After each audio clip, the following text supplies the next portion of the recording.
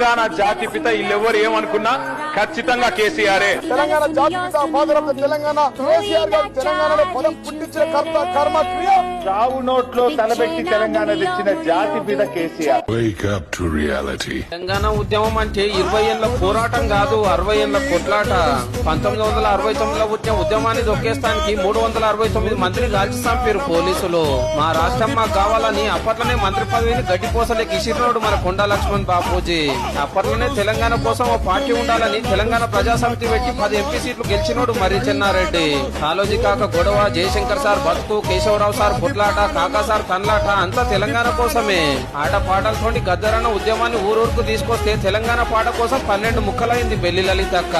Suryapet declaration, Warangal declaration, Telangana Mahasabha, Telangana Janasabha, Telangana Jana Parishad ఒక్కటా రెండా? ఎన్నో మీటింగ్లు, ఎన్నో చర్చలు, ఎందరో ఉద్యమకారులు.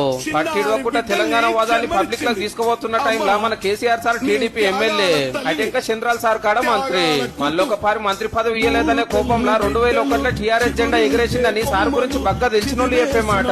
ఇక 2004లో కాంగ్రెస్ తోటి పొత్తు పెట్టుకుని హైదరాబాద్ లో, ఢిల్లీలో మంత్రులు అయ్యిండ్రు.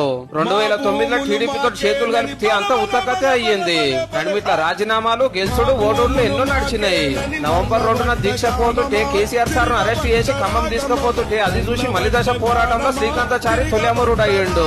హైదరాబాద్ నిమ్స్ కు తీసుకొచ్చిన దీక్షలనే ఉంటే ఆయనకేమన్నా కాగలదని రాష్ట్రం ఇస్తామని సెంటర్ వాళ్ళు చెప్పినాక దీక్ష ఓడిపించిండు. కానీ తెల్లారే సీమాంధ్ర లీడర్ల రాజీనామాలతోని సమైక్యాంధ్ర ఉద్యమం సురువయ్యింది. మనోళ్ళు ఇంకింత జోరు వేస్తే పార్టీ లేవు, జెండా లేవు, రాజకీయ జేఏసీ వచ్చింది. మిలియన్ మార్చ్, సాగరహారం, సకల జనుల సమ్మె, రైలు రోకో, రాష్ట్రాలు బంధులు, ధూమ్ధాంలు, వంట వార్పులు, మానుకోట రాళ్ళు ఒకటి రెండా? మా రాష్ట్రం మాకు కావాలని 1200 మంది ప్రాణాలు తీసుకున్నారు.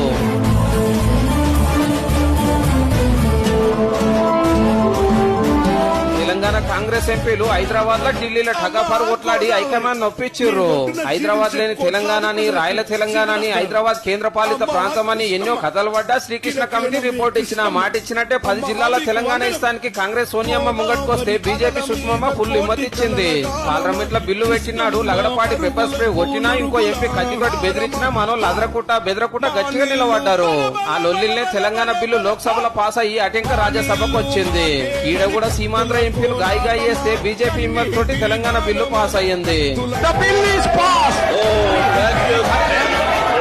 తెలంగాణ రాష్ట్రము గిట్లొచ్చింది, అంతేగాని ఒక పార్టీ వల్లనో ఒక లీడర్ వల్లనో రాలే.